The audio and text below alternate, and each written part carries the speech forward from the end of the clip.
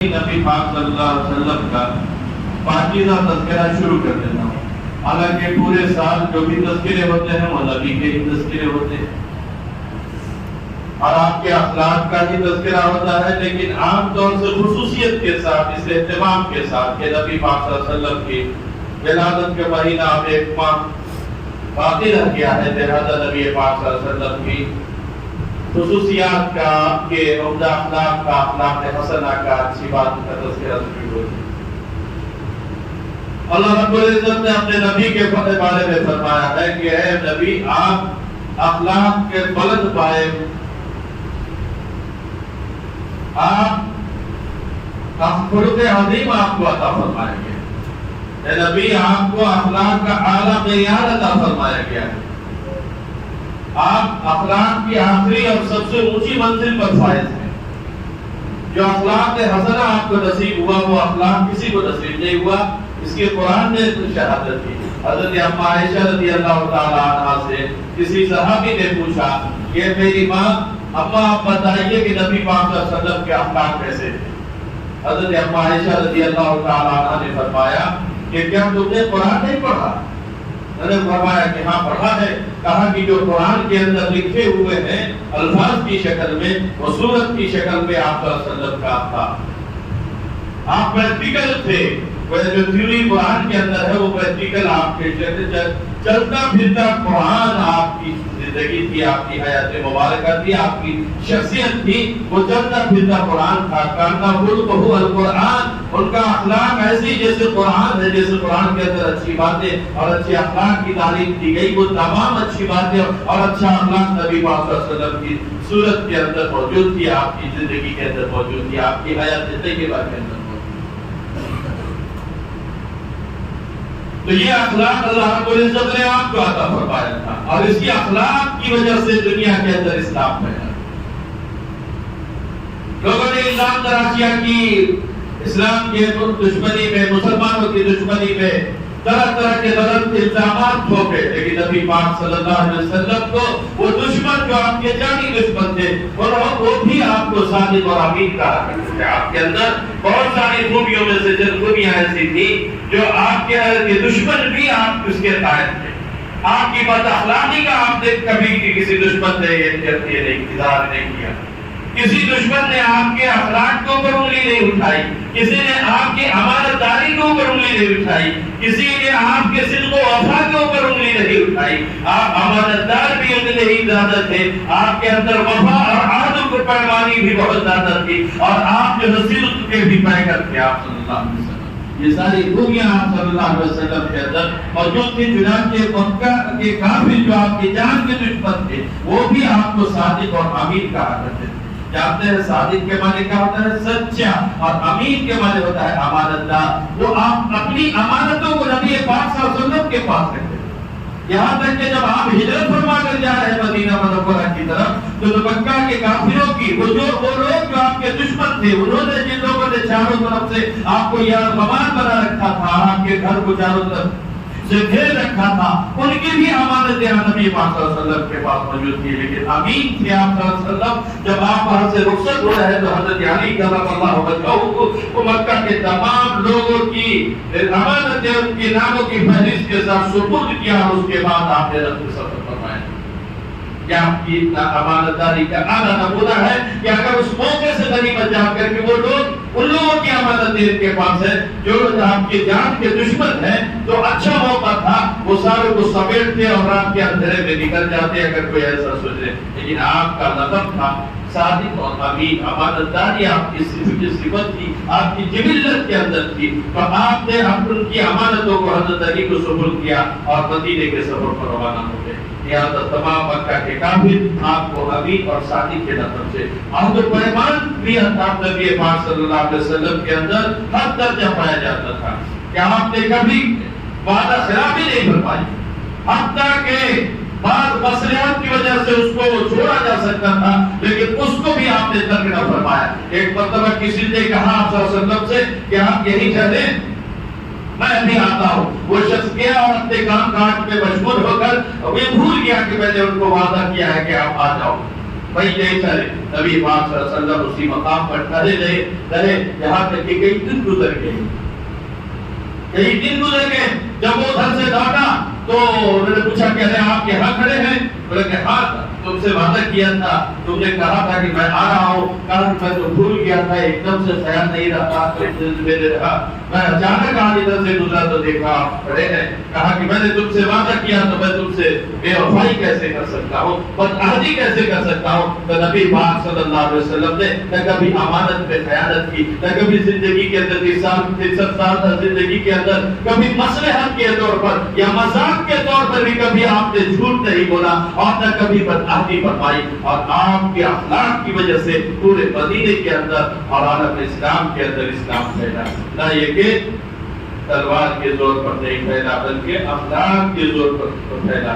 یہ سب سے بڑی دولت جو انسان کے پاس ہے وہ اسلامی تعلیمات کی روشنی میں اچھے اخلاق اور عمدہ اخلاق ہے. اس کو اپنانے سے غیر بھی متاثر ہوتے ہیں, ان کے اوپر بھی اثرات پڑتے ہیں. یہ جو ہماری جو کتابوں کے اندر لکھی باتیں الگ ہوتی ہیں, کتابوں کے اندر لکھی ہوئی باتیں الگ ہوتی ہیں اور انسان کو پریکٹیکل کو کچھ آدمی اور کچھ اور دیکھتا ہے.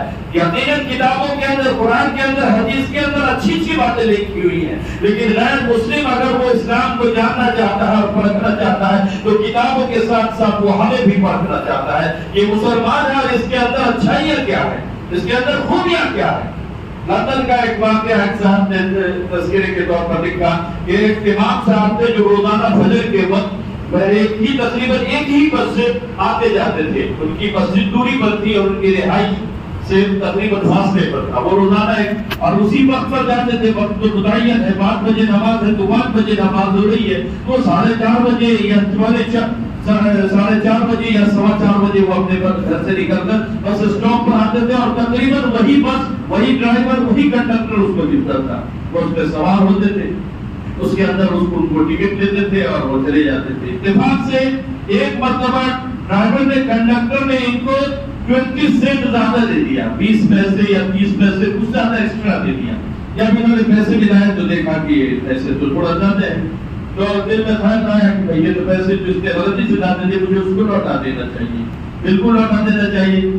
پھر اسی تذبذب میں تھے کہ انہوں نے کیا تھوڑا پیسہ ہے اس میں کیا ہے, اس کو دے یا کسی غریب کو ہی دے دیں گے, یہ بھی بہتر رہے گا. لیکن اس تذبذب کرتے کرتے انہوں نے سوچا کہ نہیں, پیسہ تو اس کا ہے, غریب کو دینا ہو تو میں اپنی طرف سے دوں گا. تھا یہ کہ اس کے لیے ہوئے ایکسٹرا پیسے کو جان بوجھ کر میں لے لوں اور اس کے بعد میں غریب کو دوں تو یہ مدد کوئی مدد نہیں ہوگی بلکہ اسے ہمیں ریٹرن کرنا چاہیے. یہاں تک کہ ان کا اسٹاپ آیا, اسٹاپ پر اترتے ہوئے انہوں نے اس کو پیسے دے دیے. اسٹاپ پر جب پیسے دے دیے تو انہوں نے اس کو دیتے ہوئے کہا کوئی بات نہیں ہے, یہ آپ نے رکھ لیجیے. وہ وہاں پہ کہا کہ نہیں دیے آپ کے پیسے. پھر دوسرے دن جب وہ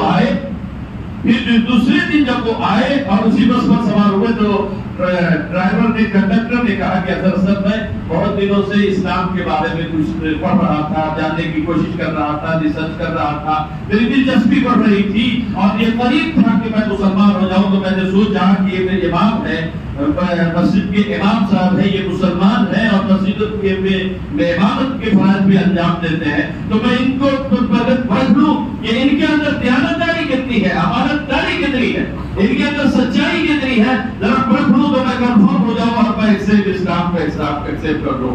اگر آپ وہ پیسہ مجھے نہ لوٹاتے تو مجھے یقیناً بدگمانی ہو جاتی کہ صحیح معنوں میں اسلام تو سچا ہے لیکن اسلام کے ماننے والوں کے اندر کمیاں اور کوتاہیاں پائی جاتی ہے, امانت داری, دیانتداری کی کمیاں پائی جاتی ہے. جب یہ الفاظ انہوں نے امام صاحب نے ان کے سنے تو کہا زمین کے نیچے, پیر کے نیچے سے ان کے زمین سے اور کہا کہ اتنا بڑا اگر میں اس کو معمولی اور ہلکا سمجھ کر 20 سینٹ کو, 20 پیسے کو میں معمولی سمجھ کر کے اگر میں کسی غیر کو دے دیا ہوتا اور اس کو لوٹایا نہ ہوتا تو آج اسلام کی سچائی اس کے دل کے اندر ویوستھا کرتی اور اس کے اسلام کو قبول کرنے کا ذریعہ نہ بنتا. تو اللہ کے رسول صلی اللہ علیہ علیہ وسلم نے جو دور دور تک جو اسلام پھیلا کے زمانے کے اندر، وہ کسی تلوار کے ذریعے سے نہیں پھیلا، وہ تلوار لوہے کی تلوار، دھاردار تلوار نہیں تھی، وہ بلکہ اخلاق کی میٹھی باتیں تھی، میٹھی تلوار تھی، جس کی وجہ سے اسلام پھیلا تھا۔ نبی پاک صلی اللہ علیہ وسلم کے زمانے مبارک میں آپ کے مبارک کے متعلق سب نے چاروں طرف یہ بات پھیلا دی تھی، یہ ساحر ہے، جادوگر ہے، ان کی باتیں مت سنو۔ جو بھی اس کی باتوں کو سنتا ہے اور وہ اس کے اوپر اس کے جادو اثر کر جاتا ہے، اس کی سحر آفرینی کے اندر وہ مبتلا ہو جاتا ہے اور اس کو وقف ہو جاتا ہے، وہاں تک کہ اپنے دین اور مذہب کو بھی خیر بات کر دیتا ہے۔ لہٰذا اس کے قریب مت جاؤ، اس کی باتوں کو مت سنو۔ ایک بڑھیا جو پکی تھی اپنے دھرم کے اعتبار سے، اپنے مذہب کے اعتبار سے، اپنے بتوں کے اعتبار سے، لات و عزا اور منات کے اعتبار سے، اس نے سوچا کہ اگر میرا دھرم بچتا ہے، میرا مذہب بچتا ہے تو گویا سب کچھ بچتا ہے۔ اگر کہیں خدا نخواستہ میرے کانوں کے اندر اگر اس کی بات پڑ گئی اور میں بھی اپنے دین اور دھرم کو اور مذہب کو تیار کر بیٹھی تو نہ جانے میرا کیا ہوگا۔ اس لیے اس نے سوچا کہ مجھے اس جگہ سے نکل جانا چاہیے، نہ میں اس جگہ پر رہوں گی، نہ اس کی باتیں پڑھ رہے ہمارے کانوں میں پڑے گی، نہ میں اس سے متاثر ہوتا ہوں گی۔ تو اس نے اپنے گھر کے اندر جو کچھ اس کا اثاثہ تھا، جو کچھ سامان تھے، وہ سارے سامانوں کو اس نے اکٹھے کیا اور گٹری بنائی اور جو تھوڑی بدری ہو گئی۔ وہ اپنے دروازے کے باہر بیٹھی اس انتظار میں تھی کہ کوئی آ جائے تو اس سے سر پر گٹری اٹھواؤں گی اور اپنے دائیں ہاتھ میں اور بائیں ہاتھ میں دوسرے اور تھیلے وغیرہ اٹھا کر میں کہیں دور ملک سے باہر نکل جاؤں گی اور اپنے مذہب اور اپنے دھرم کی حفاظت کروں گی اور اپنے اسی مذہب کے اوپر نہ تو عزا اور منات کی عبادت کے اوپر قائم رہوں گی۔ اس ارادے سے اس نے گھر کے تمام اثاثوں کو جمع کر کے اکٹھا کرے۔ اللہ کے رسول صلی اللہ علیہ وسلم کا اتفاق سے ادھر سے گزر ہوا۔ اللہ کے رسول صلی اللہ علیہ وسلم نے ایک نظر ڈالی، بوڑھی مائی ہے، کمزور اور نہیں جسم والی ہے، اور اس کے بعد جو اثاثہ گٹری ہے وہ اس کے وجود سے کہیں زیادہ ہے، یہ اس کے برداشت نہیں کر سکتی، اس کو اٹھا نہیں سکتی، اس کے متحمل نہیں، اس کے جسم اس کے متحمل نہیں کہ اس کو اٹھا سکے۔ تو انہوں نے پوچھا کہ کہاں کا ارادہ ہے؟ کہا کہ بیٹا ایک یہاں ہم نے سنا ہے کہ ایسا جادوگر آیا ہے جس کے جادو کی وجہ سے انسان اپنے مذہب کو، دین کو تیاگ دیتا ہے اور اس کو خیر بات کر دیتا ہے اور وہ بددینی کو اختیار کر لیتا ہے، اس کے دین اس کے اعتبار سے، اس کے گمان کے اعتبار سے وہ بددینی کو اختیار کر دیتا ہے۔ لہذا میں اپنے دین کی حفاظت کے لیے، اپنے دھرم کی تحفظ کے لیے میں اس جگہ کو ہی چھوڑ کر کے کہیں جانا چاہتی ہوں، مجھے اس ملک کے سرحد تک پہنچا دو اور تو اس شہر سے باہر کم سے کم نکال دو، اس غرض سے میں آئی ہوں، مجھے میری اس میں مدد کرو۔ نبی پاک صلی اللہ علیہ وسلم نے اس کی تمام گٹریوں کو اپنے سر مبارک کے اوپر رکھا اور بڑھیا کے ساتھ چلتے رہے۔ بڑھیا راستے میں خوب نصیحت کرتی رہی کہ بیٹا دیکھو ایک وہ کیسا جادوگر ہے، جیسا ساحر ہے جس کی وجہ سے لوگ پریشان ہیں، اپنے دھرموں کو چھوڑ رہے ہیں، اپنے مذہب کو چھوڑ رہے ہیں، اور اس بیچ تم کیسے انسان ہو، اتنے اچھے نوجوان ہو، تو مجھے میں تم کو دل سے دعائیں دیتی ہوں کہ تمہاری حفاظت اللہ حفاظت کرے۔ اللہ کا مطلب وہ اپنے دھرم کے اعتبار سے، اپنے عقیدے کے اعتبار سے وہ جو اس کا معبود ہے، جو خود ساختہ اس کے معبود ہے، وہ اس کو اپنا معبود سمجھتے ہوئے اس سے مدد کرتے ہوئے دعائیں دے رہی ہے کہ اللہ تعالیٰ تمہاری مدد کرے۔ یہ کہ جب اس آخری منزل پر پہنچے تو پوچھا بڑھیا نے کہ بیٹا کم سے کم اتنا تو بتا دو، تم نے ہماری اتنی مدد کی، تم نے ہمارے ساتھ ایسا حسن سلوک کیا، یہ تو بتا دو تمہارا نام کیا ہے۔ تو اللہ صلی اللہ علیہ وسلم نے فرمایا اماں جس کے ڈر سے تم شہر کو چھوڑ کر کے جا رہی ہو، مکے کو چھوڑ کر کے جا رہی ہو، وہ محمد میرا ہی نام ہے، میں ہی محمد ہوں۔ کہا کہ بیٹا اگر محمد تم ہی ہو تو تمہارا جادو سمجھو ہم پر چل چکا ہے اور اب میں اس کو چھوڑ کر کے نہیں جا سکتی، بلکہ تمہاری غلامی کو قبول کرنے کے لیے تیار ہوں۔ مجھے بھی وہ کلمہ پڑھاؤ اور مجھے بھی اسی دھرم کے اندر اور اسی مذہب کے اندر داخل کرو جس کا جادو سب کر کے بول رہا ہے۔ اور وہ حلقہ بکوش اسلام ہو گئی۔ وہ بڑھیا تو چھوڑ کر کے بھاگ رہی تھی، نبی پاک صلی اللہ علیہ وسلم کے اخلاق حسنہ سے، اچھے اخلاق سے متاثر ہو کر کے دامن اسلام کے اندر آ جاتی ہے۔ تو یہ مذہب اسلام کسی لوہے کی تلوار سے نہیں بلکہ نبی پاک صلی اللہ علیہ وسلم کے اچھے اخلاق کی وجہ سے پھیلا ہے۔ پوری نبی پاک صلی اللہ علیہ وسلم کی زندگی کے اندر آپ صلی اللہ علیہ وسلم رحمت للعالمین تھے۔ آپ کسی کو ڈانٹنا بھی نہ ناموسن فرماتے، آپ کسی کو ڈانٹے زور سے بلند آواز سے یوں کہیں یہ ایسا بھی آپ کو پسند نہیں تھا، بلکہ آپ کو آپ کے اندر جو سخاوت تھی، سب کے ساتھ اس نے سلوک کرنا تھا، اچھا برتاؤ کرنا تھا، یہ آپ کی عادت شریفہ کے اندر تھی۔ آپ لوگوں کو انعامات سے نوازتے تھے، آپ یہاں تک کہ مسجد کے اندر آنے والے کے ساتھ، مسجد میں حدیث شریف کے اندر ہے کہ روایت ہے کہ ایک بدو آیا، اتحادی آیا اور مسجد میں ایک کونے کے اندر بیٹھ کر پیشاب کرنا شروع کر دیا۔ صحابہ کرام دوڑے ہیں، یہ کیا کر رہا ہے؟ مارنے کے لیے دوڑے یا ڈانٹنے کے لیے دوڑے؟ نبی پاک صلی اللہ علیہ وسلم نے منع فرمایا کہ نہیں، اس کو مت روکو اور اس کو پیشاب کرنے دو، نہیں تو اس کو کسی مرض کے اندر مبتلا ہونے کا بھی خطرہ، اس کو بیماری پیشاب روکنے کی وجہ سے اس کو نقصان پہنچ سکتا ہے۔ جب وہ پیشاب کرتا اللہ کے رسول صلی اللہ علیہ وسلم اس کے قریب گئے، اس کے کندھے پر ہاتھ رکھا، آپ یہ کہا کہ بھائی یہ جگہ، یہ پاک جگہ ہے، اللہ کا گھر ہے، اس جگہ ناپاکی نہیں کرنی چاہیے۔ اور اللہ کے رسول صلی اللہ علیہ وسلم نے پانی منگوایا اور اس جگہ پانی ڈلوا کر کے اس کو پاک کیا اور یہ فرمایا کہ مسجد ہے، اللہ کا گھر ہے، پاک جگہ ہے، اسے ناپاک نہیں کہنا چاہیے۔ آپ نے پیار محبت سے سمجھایا، پیار محبت سے سمجھایا، اسے ڈر نہیں، ناراضگی نہیں یہ کہا۔ ہمارے یہاں ہم تو اپنے بچوں کے اوپر جو تھوڑا سا زور سے بول دے یا یہ کچھ کرتے ہیں، اس سے لانا چلانا شروع کر دیتے۔ مسجد کے اندر وہ تو بچہ تھا، نادانی کے اندر زور سے بول دیا، اب ہم جان بوجھ کر کے بھی اس کو اوپر زور سے ڈانٹنا شروع کرنا کرتے، وہ ایسا بھڑک جاتا ہے، گھبرا جاتا ہے کہ آپ مسجد میں آپ نہیں جانے کا، وہ بات انکل وہ ڈانٹتے ہیں، بہت زیادہ چلاتے ہیں۔ تو اس طریقے سے ہم تو یہاں تک کرتے تھے، کوئی آیا اللہ کے نام پر آواز لگائی کہ بھائی ہم میں بہت ضرورت مند ہوں اور اس طرح لوگ اس سے 10-20 روپیہ 5-10 روپیہ نکلتا نہیں، اوپر سے کرتے ہیں، اس کو ڈانٹ دیتے ہیں کہ رقم کا کہاں سے آ جاتا ہے، بہانہ بنا کر کے یہ ڈانٹ بنا رکھا ہے اپنا، یہ لوگوں نے عادت بنا رکھی ہے، اس کو ڈانٹ دھتکار دیتے ہیں۔ یہ اخلاق حسنہ نہیں ہے۔ اگر اللہ نے توفیق دی ہے تو دیکھ کے ہاتھ ڈالیے، 10-20 روپیے سے اس کی مدد کیجیے، اور اگر نہیں تو کم سے کم خاموشی کے ساتھ نکل جائیے، اس آدمی کو بے عزت مت کیجیے، وہ آپ کے یہاں آیا ہے اور اللہ کے گھر پہ آ کر کے اللہ کے نام پر آپ سے سلام کر رہا ہے۔ تو اللہ کے رسول صلی اللہ علیہ وسلم کے اخلاق کے اندر کسی کو ڈانٹ ڈپٹ کرنا، کسی کو دھتکارنا، کسی کو بے عزت کرنا، یہ بالکل نہیں تھا۔ آپ صلی اللہ علیہ وسلم کو ہر کے ساتھ اخلاق کے ساتھ پیش آتے تھے اور حسن سلوک آپ فرماتے، سب کے ساتھ بہتری کا فرماتے تھے۔ نبی پاک صلی اللہ علیہ وسلم کے زمانے مبارک کے اندر آپ نے بہت زیادہ ابتدائی اسلام کی بات ہے، نیا دور ہے۔ نبی پاک صلی اللہ علیہ وسلم کے زمانے میں آپ نے اس کو اعلان نبوت فرمایا تھا اور آپ کے اس زمانے میں لوگ بہت دشمن تھے کثرت کے ساتھ۔ تو اتفاق ایسا ہوا کہ ایک عورت نے جو بیوہ ہو چکی تھی اور اس کے بدن پر کپڑے نہ تھے، اس نے اپنی بیٹی کو بھیجا کہ جاؤ اپنے چچا کے پاس جاؤ، جا کر کے اسے کچھ کپڑے مانگ کر کے لاؤ، بولنا کہ میرے ماں کو کپڑے نہیں ہے، اس کے سارے کپڑے پھٹ گئے ہیں پہننے کے لیے، آپ رشتے دار ہیں، ہمارے والد کے بھائی ہیں، آپ کچھ مدد فرما دیں۔ وہ بچی جاتی ہے تو اسے اس کا چچا اسے دھتکار دیتا ہے، بھاگ جاؤ جاؤ، اور اس دھتکارنے کے بعد کہتا ہے کہ جاؤ محمد کو خانہ کعبہ کے صحن کے اندر وہ جو بیٹھا ہوا ہے نا محمد، جا کر کے اس سے مانگو، وہ اس سے مانگو۔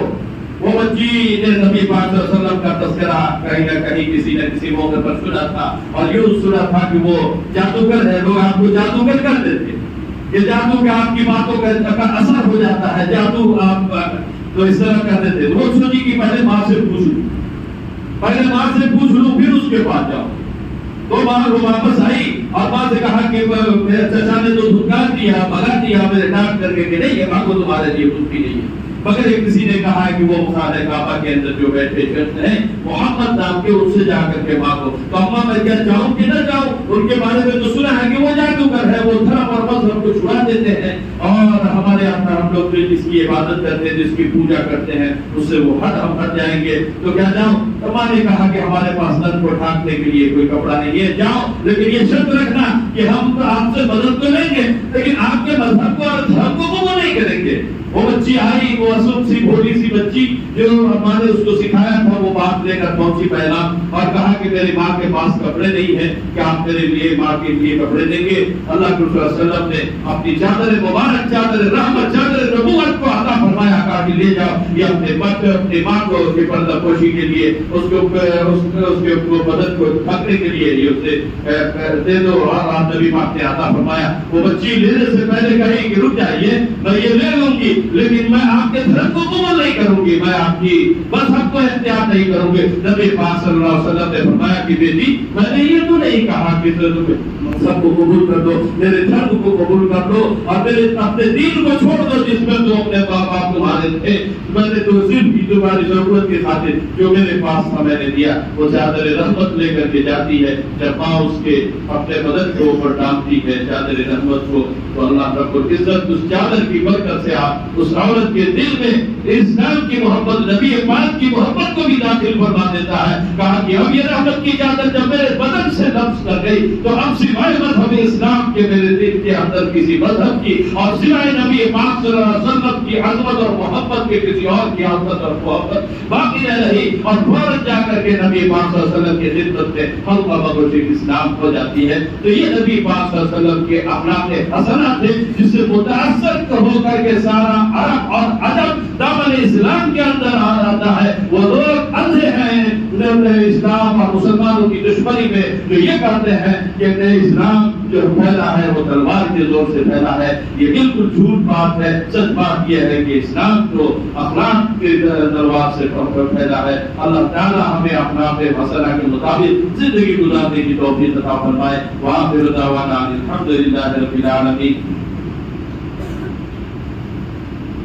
ایک اعلان سن لیں، مسجد عمر جو اکوڑی گولہ میں تعمیر ہو رہی ہے، الحمدللہ اس کی